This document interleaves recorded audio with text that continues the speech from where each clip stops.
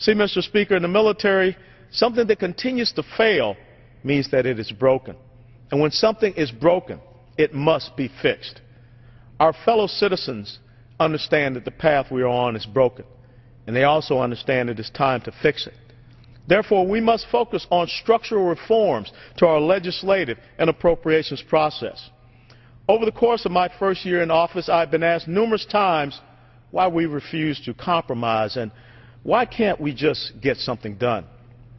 Mr. Speaker, I find it very funny that no one talked about compromise in regards to a $2 trillion health care law, or a $1 trillion stimulus package, or cap and trade, or card check.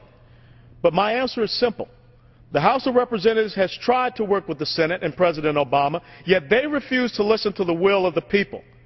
Tabling the cut, cap, and balance piece of legislation during the debt debate is a prime example. Instead, they wish to remain on the same path that has proved to be a failure year after year. They refuse to believe that we need major structural reforms. They did not heed the message of the American people of November of 2010. And while Washington, D.C. has a budget deficit, the leadership deficit is even more disconcerting.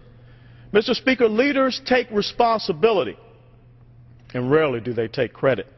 A simple lesson that was taught to me as a young captain in the United States Army.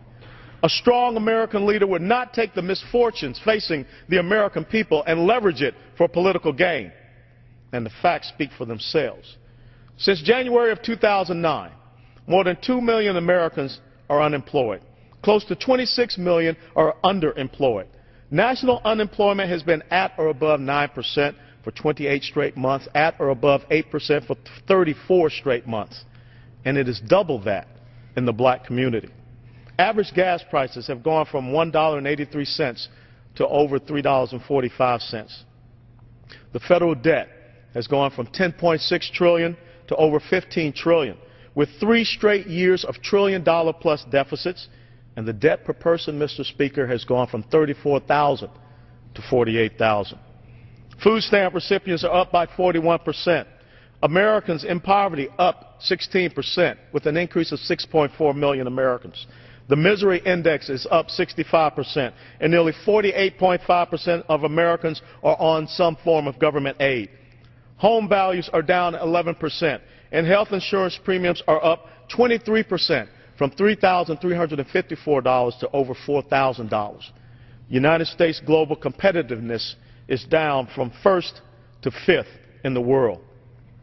We currently borrow 42 cents on every dollar, a dollar which soon, thanks to the insidious monetary policies emanating from the Federal Reserve, may not any longer be the default currency of the world. Yet with these abysmal statistics, all we hear from the big megaphone of the White House is that we need to tax people, particularly certain people, more. We hear about extending a payroll tax holiday, which is nothing but a Band-Aid approach that only provides a very short-term impetus. What no one is telling the American people, especially our seniors, is that the constant use of payroll tax breaks continues to erode the funding of Social Security, which for the first time this year was running at a deficit. When combined with the unemployment situation, we are speeding up the demise of Social Security in America. At some point, there must be structural tax and unemployment reform, and we must incentivize our job creators.